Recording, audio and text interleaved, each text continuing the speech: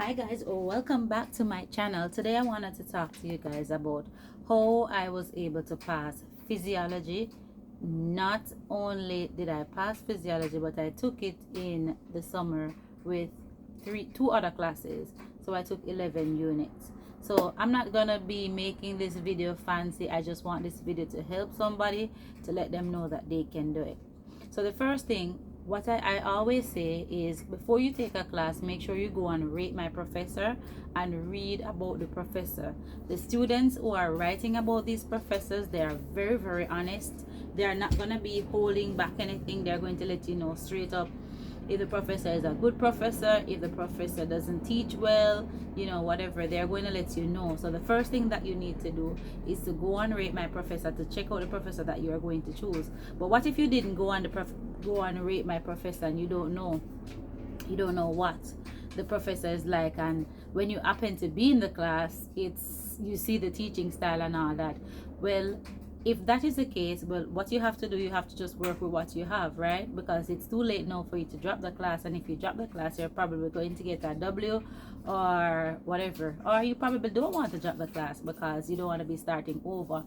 So what you do is, the first thing you want to do is print off the syllabus. So you print the syllabus, and then when you look at that syllabus is going to be going to tell you the quiz days, the lab days, or the exam days. So you want to also have a planner. You can buy a planner, or what I do, the cheap way, is I go on Google and I find blank calendars and I fill them in. So if I if you go on Google, you're able to find some calendars. Like if you want the month of August, if your class is going to be 2 months if it's a summer, or 4 months if it's a regular semester, then you want to go on Google and just print the calendars, the blank calendars, and print those PDFs off so that you can use them. Right? So you are going to be looking at your syllabus and matching the syllabus with whatever days that you have certain things. They're going to be filling that into your calendar that you have. So that means, like I said, all the exam days, all the quiz, everything, you're going to fill that in, right? And if you're doing more than one classes too, you're going to want to, you can, and you don't have to be writing everything in. You could maybe put a yellow dot or a pink dot, a yellow dot for physiology, a orange dot for chemistry, which, by the way, guys, I just said chemistry, but listen, I don't know, do not take chemistry in the summer, like anyway. So yeah, you can color coordinate the things that you're going to be doing and so on, right? So that you know when you're going to have an exam and so on. What I did was, after I color coordinated all of my schedule and my planner, I took a picture of it, and that was my phone screensaver. So I had that with me everywhere I went. If I wasn't sure when the exam was going to be, I would just look on my phone screensaver, and that is what I would see. Because I believe that if you want something, keep it in the forefront of your mind and keep it in your eye view every step of the way, and you're going to be working towards that dream.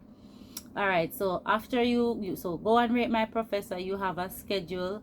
The next thing I'm going to say, the minute that you go into your class, make sure that when you're taking notes, I wouldn't say, before I talk about that, where should you sit in the class? Should you sit at the back or should you sit at the front? For me, I remember going into my chemistry class, and I walked in that class and it was filled to the brim. I had to sit in the back, and I regret sitting at the back because I cannot see. I have to be like scrouching up to see, and it's really hard. So I would advise you not to sit in the back, but not to sit in the front. If you can sit in the middle, do it, right? And so that you're able to hear, you don't have to be, that person's head is in your way and that person this is in your way and whatever. You can see, and when you go into the class too, you want to make sure that if you're not sure on things, you ask your professor. Like a lot of students, what I find personally is that a lot of students, they are terrified of asking questions. I think it's because they're shy and they probably don't want people to think that they're stupid or they're dumb or they're whatever. But no question is a bad question, you know, and everybody's in there to learn. And sometimes what you think others are thinking about you is only in your head. So I think that if you go into a classroom and you don't know something, don't be afraid. Like, ask the professor. It's better for you to ask the professor, for the professor to tell you, than for you to ask a student and get the wrong concept, and then you go to the exam with that wrong concept and you get it wrong. Right? Like, I have seen personally where I didn't understand something and somebody said that they understood, and they were teaching me the way they think they understood it, and it was wrong. And you know what? When you're understanding, when you're learning and you're being taught something that is wrong, it is hard to unlearn the wrong thing that you had just learned. Okay? All right. So you go into the class and the professor is teaching. Listen, whatever it is, if you're able to use your tablets or your laptops, or you use your notebook to take notes, people say, for me, I can only speak for me, like, taking notes is, I think it's overrated for me, like taking notes, because sometimes I'm there and I'm taking notes and I'm not even listening to what is being said. So I would listen for key things. If you are somebody who uses a tablet, then I would say, well, sometimes the professor will say, this is going to be on the exam, or that is going to be on the exam. You can highlight it, make a note of it to say, okay, the professor said this is going to be on the exam. But sometimes they don't say that. But you can ask too, like, professor, do I have to know all of this? Like, for me, I am bold like that. Like, I will ask my professor, professor, do I have to know this? Will it be on the exam? I ask, you know. If they're kind enough, they might say, yes, you have to know that, or no, you don't have to know this, or whatever. Something wet was in my hair. Okay, so the next thing is, yeah, so ask a professor for help or to clarify what you should study, because to be honest, most of the times we get so many things and it's a lot to study. It's really overwhelming. But if you know, if you have an idea, then you are able to do that. But after your professor goes through the lectures and so on, my advice is, don't just go home and close the book and be like, okay, I went to school today. Don't do that. For me, I would advise you, when you go to school and you're in that room, and if you are a person who take notes, right, I would suggest that you take the notes, yes, but listen to what they're saying, because sometimes you miss certain concept because you're too busy writing, you know. So I would say, listen to what the professor is saying, because it's really important that you listen, right? And then you can take your notes. But when you leave class, don't close your book, right? Do not close your book. You go, for me, what I did was I went on Quizlet and I started creating those Quizlets the same day. I have the professor's lecture in front of me, and if you use a textbook, I had a textbook in front of me as well. So I'm looking at the professor, because when they make those slides sometimes are not in complete sentences, so it's very hard to follow. Right? For example, if they are talking about the heart, they might not talk about the direct steps that the blood flows through the heart, you know. They might just list the things, right? And you might not remember how and which way and what first, if it's a tricuspid valve or it's a bicuspid valve, or, you know, what does the diastolic pressure mean. You know, you might not know certain things because the PowerPoint might just say diastolic pressure and bicuspid, tricuspid, and you know. But when you're able to go through to match what the professor has on his PowerPoint, with your notes, and with the book, with the textbook that you have, then you're able to go on it and you look and you say, okay, so the heart consists of two valves. You have the bicuspid and the tricuspid, and you look into your textbook and you say, okay, that is what it is, and the tricuspid does this, and the blood goes through this one first. Then you're able to now go on Quizlet and say, what are the two types of valves that are in the heart, right? And then you can answer it, right? So I would say, don't close your book when you leave lecture. Make sure that your book is opened. Make sure that you're going to make your own Quizlets or whatever it is that you use to study. That is key. No, sometimes you are busy, you're at work, you are at wherever, jogging, you are exercising, you are cleaning your home, whatever, you're driving. You don't have the time to really be going through your Quizlets and to read everything that you did. But what you can do, and what I found that was very easy for me to do, was to play the Quizlet over and over and over, because there is an option there where you can play the Quizlet and it will read to you. So I would be cleaning my house, I could be driving, I could be exercising, whatever.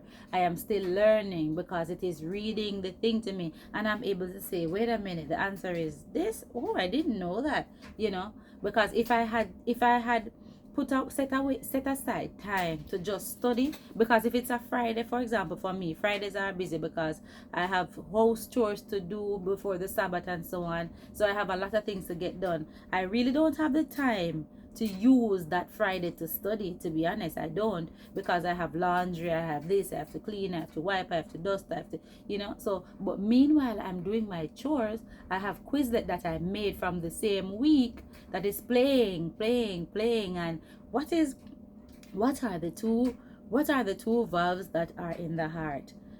The bicuspid and the tricuspid valve.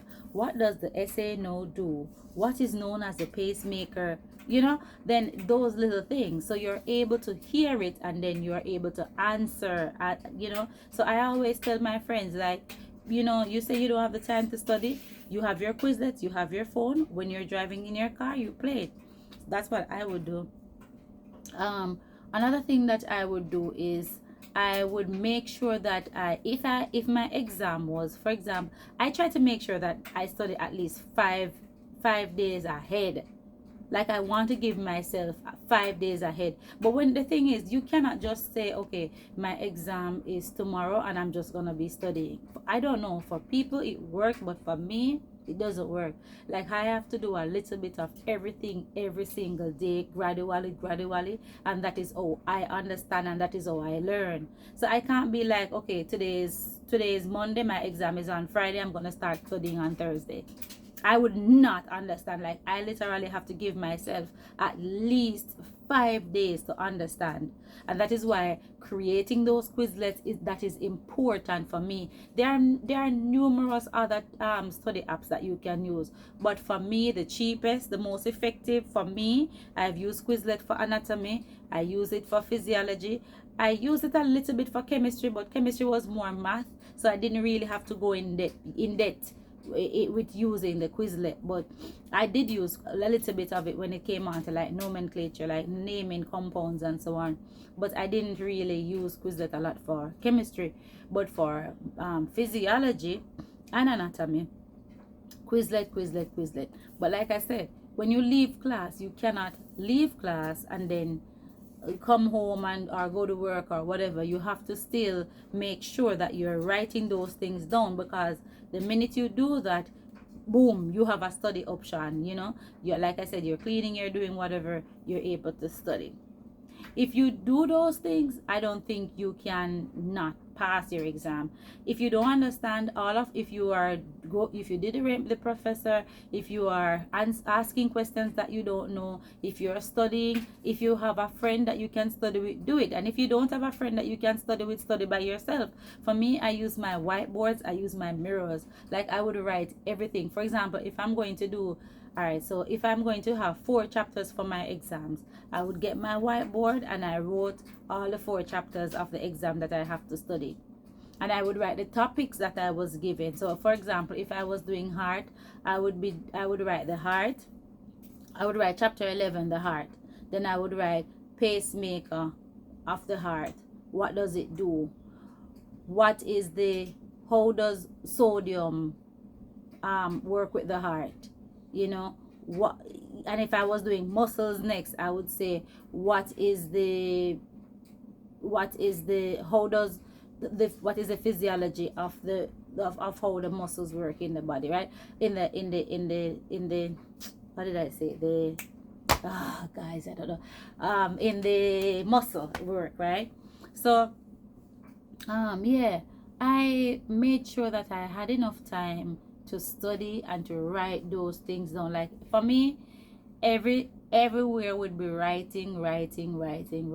So then I would go back and look at If it was my whiteboard, if it was my mirror, I would go back and look at my mirror and say, well, yes, I understand this. I kept some paint markers and some other markers inside my bathroom. And if I'm going to shower and something was in my brain, I would just draw it out in the mirror, label something out if I needed to label, and that was how I did it. So I had markers in my bedroom, markers in the bathroom, that whenever a thought came to me, I would listen, guys. If you want to study, if you want to get the best grades, this is how I did it. And it might not work for you, but there is no excuse. Like I left high school. I left high school from 2002. I'm a single mom, and sometimes I see people say they want this and they want that, but they're not putting in the work. You literally have to put in the work. Like, I didn't know that it would be so hard, but it is hard. But it is so rewarding when you know that you studied hard and you actually got the grade that you worked very hard for. Sometimes you're gonna cry, sometimes you're gonna stress, but if you put these things into practice, then you are going to succeed. You have to have that determination and that drive. So for me, I would put it everywhere. Like, I remember in my physiology class, there were 5 exams that we were given, and the professor was going to drop the lowest grade. And from that 5 exam, he said we have the option of doing 4 and dropping the 5th one, which would have been the lowest grade since we didn't do it, right? I did not look at it to say, well, I have 5 exams to do. I didn't look at it that way. I just told myself, listen, I'm going to do 4 exams and I'm not going to do that 5th one. So you have to make your own goals, your own personal goals for yourself. And one of the things that I have noticed so far in doing all of these prerequisite classes for my pre-nursing, one of the things I must say is, when you're given quiz, don't tell yourself, oh, it's a quiz, I don't have to do it, or it's not important. Every grade is important. And if you notice, when you look at your syllabus, you're going to see that every single grade is important. So you cannot say, oh, this one is not important because it's just a quiz, it's just worth 2 points. No, everything is worth it, especially if you have a professor who believes in not giving extra credit. That's a problem. When they don't give the extra credit or they don't round up the grade, what are you gonna do? So you want to make sure that the minute that you step into that class, when they say an exam, you're gonna go all out, you're gonna study, you're gonna do it. And the minute they tell you that it's a quiz, you're gonna treat the quiz as if it's an exam just the same, and you're going to go hard and you're gonna do it. Because if you don't, and you keep, if your quiz is out of 10 and you keep getting 5 and 4 and 3, and then your exam, with the exam grades, you keep getting, like, if you're supposed to get a 70 is a pass, and if you keep getting 60s and 40s and 50s and 60s and 40s, you're gonna fail. I'm telling you straight up, you're gonna fail. So you don't want to go in any class with that mindset of, oh, I just want to pass. Every class that you do, you want to get the highest grade possible, right? That's what you're working towards. And if you keep working towards that and placing that in the forefront of your mind, then you're unstoppable. But put those things at the forefront of your brain. Keep going, write it down. Tell yourself, okay, I need to get 78, I need to get 80, I need to get, because what I notice the trend is with college classes, if you keep passing it, for example, if you keep, like when I was doing chemistry, every time I would pass a class with 70 something, I barely got an 80 in the class, and I was working my tail off. But in the end, I ended up getting an A, because with extra credit and so on, when I tell you I maxed out my extra credit, I was doing everything that would gain me extra credit. I wasn't like, oh, I'm not gonna do it. No, everything that was gonna get me extra credit, I was gonna do that, right? If the professor said you go to tutoring, you get extra credit. And guys, that's the next thing. Go to tutoring. Like, why does the tutoring is there for you, to help you? Go to tutoring and get the help that you need. Don't be sitting there and thinking, no, I'm not gonna go. No, if you have the time, go to the tutoring sessions. Sometimes you go to tutoring and the tutor is like, what happened to the others in your class? Like, how come nobody came? And you're like, I don't know. But I know, like, when I went for chemistry, I was like, the tutor was like, so where's everybody in your class? And I'm like, I don't know, I think they understand, but I don't understand. And she's like, you know, I don't think they understand, but they're just maybe not knowing that they can get free help. And I'm like, well, I'll tell them. And I told them, and nobody cares, that they don't want to, you know, like people would rather not spend the time. And I'm like, why would you be in a class and not spend the time to do those things? Anyway, guys, this video is 19 minutes long, and it is way too long. But I wanted to give you some advice, you know, as to what you should do with summer classes and with physiology in general, how to pass physiology. And let me tell you, if I can do it, I left high school from 2002. Do the math. If I can do it, you guys can do it too. There's no excuse. If you want something, you are going to push, you are going to do it. You can do it. It's not a matter of how, it's a matter of will you do it? Will you go the extra mile? Will you do what it takes? Or will you be sitting back and allowing your dreams to just pass you by when God has blessed you with the courage and the strength and the know-how, you know, but you didn't tap into that. You just allowed it to go. I am telling you that you can do it. You can get an A. You will get an A if you do whatever works for you and try your best. You will. All right, guys, thank you. That's all I have for today. I'm going to be doing some more videos, but that's all I have for now. So bye.